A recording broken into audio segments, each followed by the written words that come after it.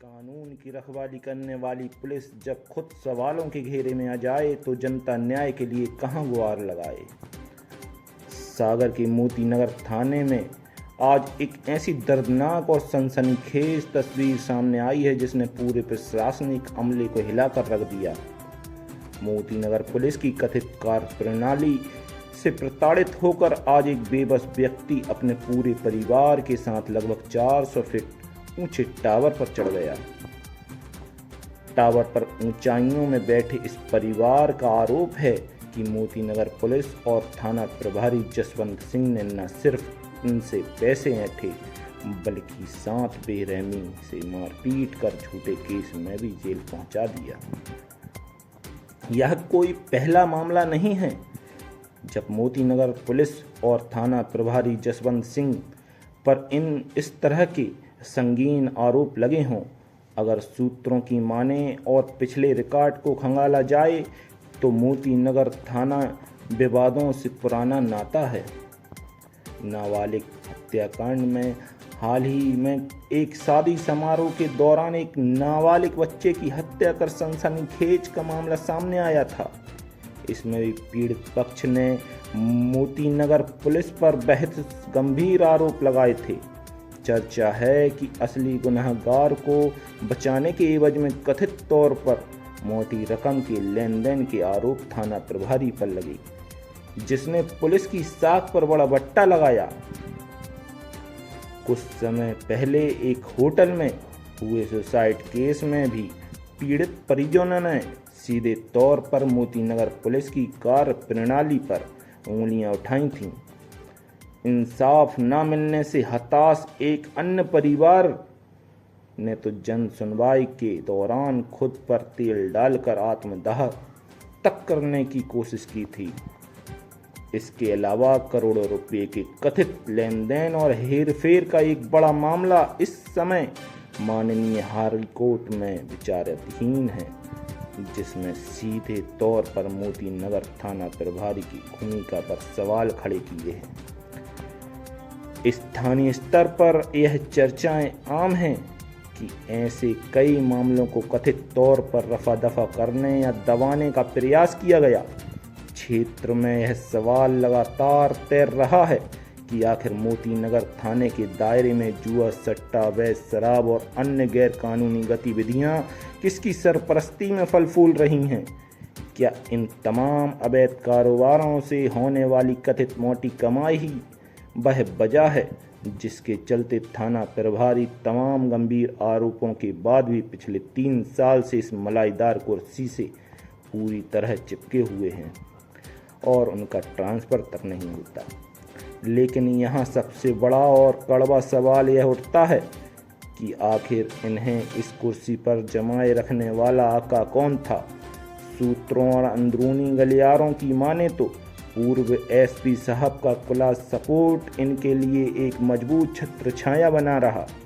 पूर्व कप्तान की इसी मेहरबानी के दम पर तमाम विवादों और आरोपों को हर बार फाइलों में दफन कर दिया गया और थाना प्रभारी का बाल भी बाका न हुआ। लेकिन अब सागर पुलिस की कमान बदल चुकी है। ऐसे में पूरे जिले की नज़र नए कप्तान साहब पर टिकी है।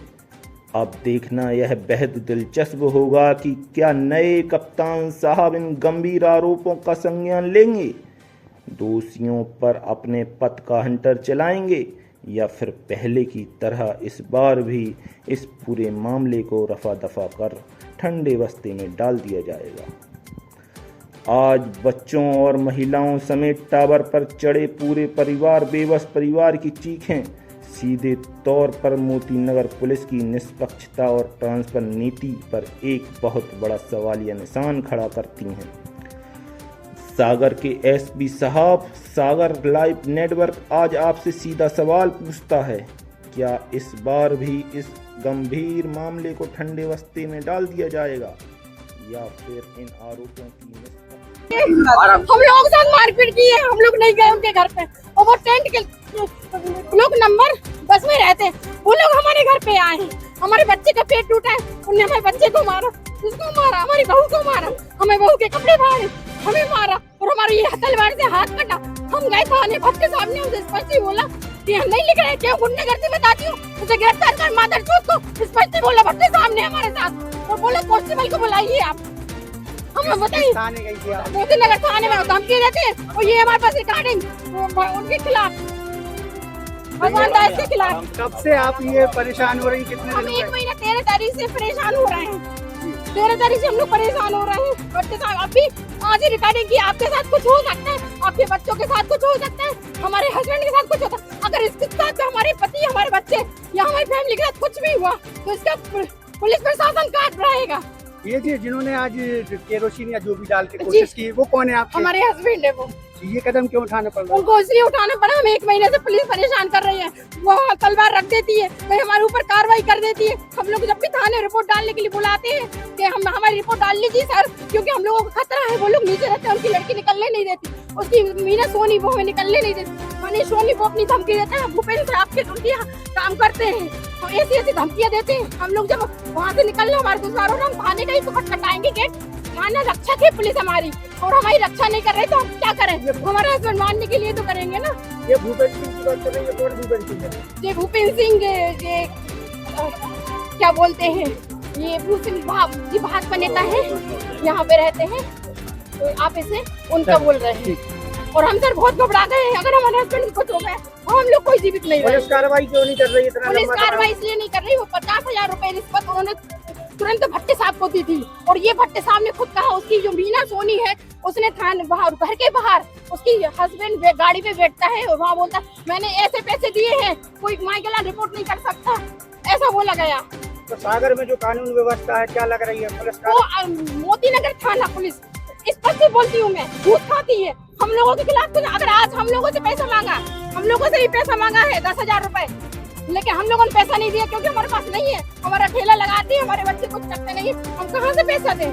तो अब आप क्या चाह रही हैं? हमें उच्च न्याय चाहिए। अगर उच्च न्याय नहीं मिलता तो हम लोग पूरी समाज, अभी हमारे हस्बैंड ने किया है, फिर हमारे दोनों बच्चे, मेरी दोनों बहुएं, और मैं खुद करूंगी। ये इसका जिम्मेदार कौन रहेगा? पुलिस प्रशासन रहेगी। छोड़ दो उनको।